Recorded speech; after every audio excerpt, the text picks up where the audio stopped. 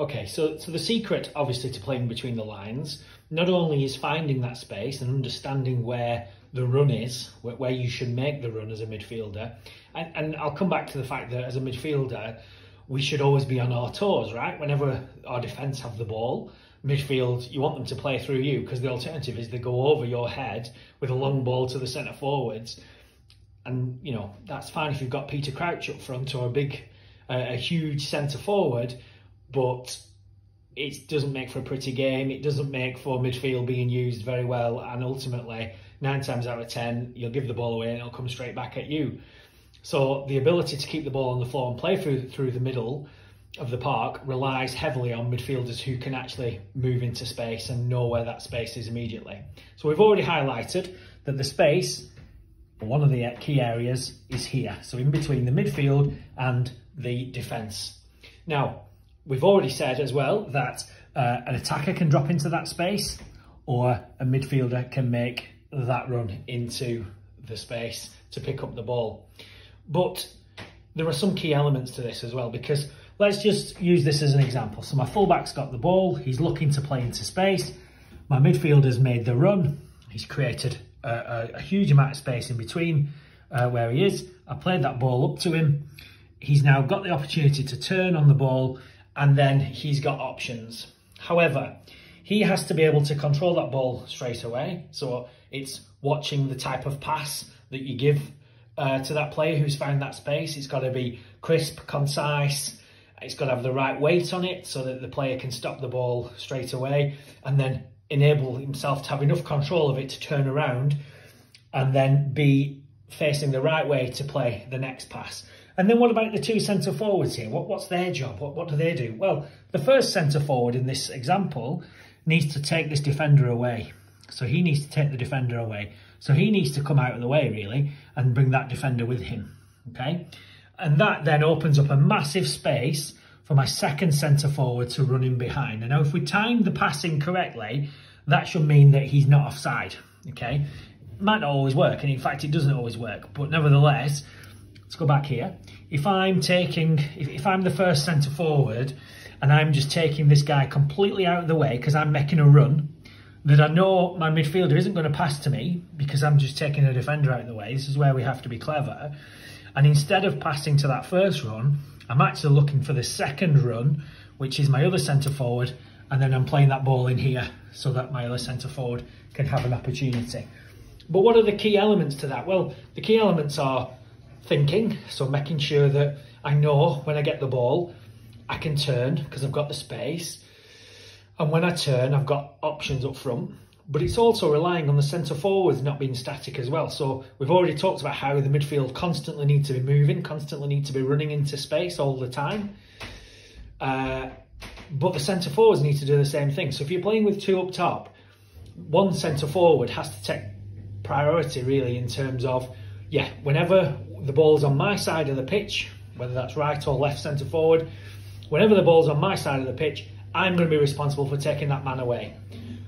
And basically, once that happens, again, what we said before, the minute I make a run, I'm making space for myself or I'm making space for someone else.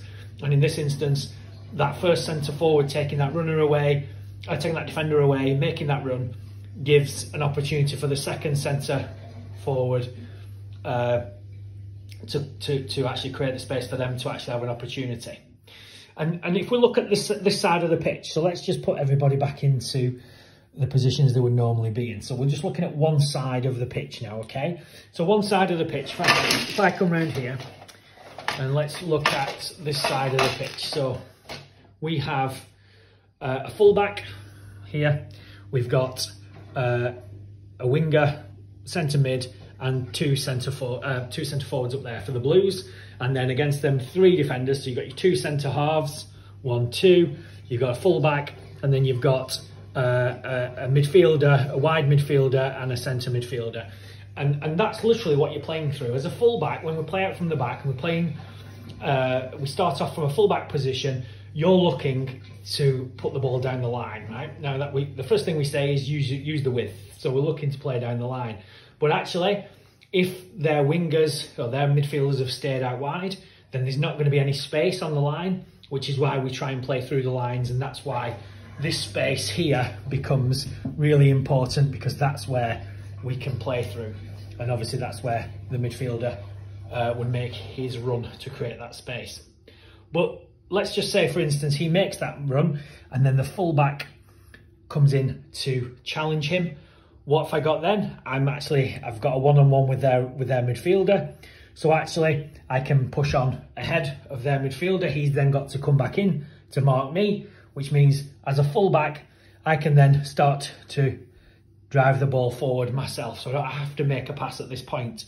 Now, because of my two blues here creating space forward, they're actually pushing the reds back. I've then got the opportunity, if this centre forward is clever and gives me the space to thread between the two players, I've then got the ability to find a pass through the two red defenders here to my centre forward. Now, again, if the defender's any good, the defender will come with the blues. So it might be that I actually have no option here. There's nothing there.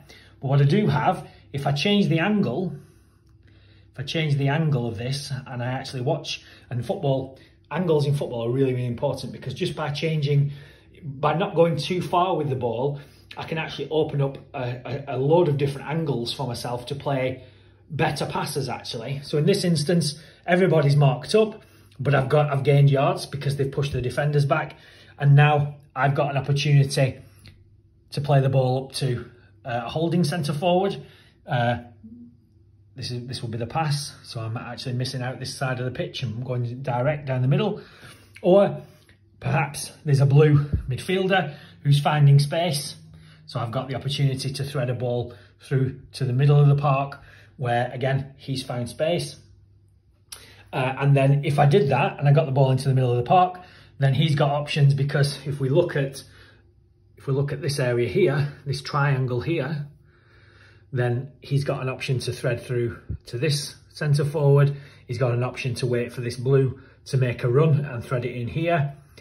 He's got an option on this side for this winger to come in and try a through ball that goes straight through the middle to here.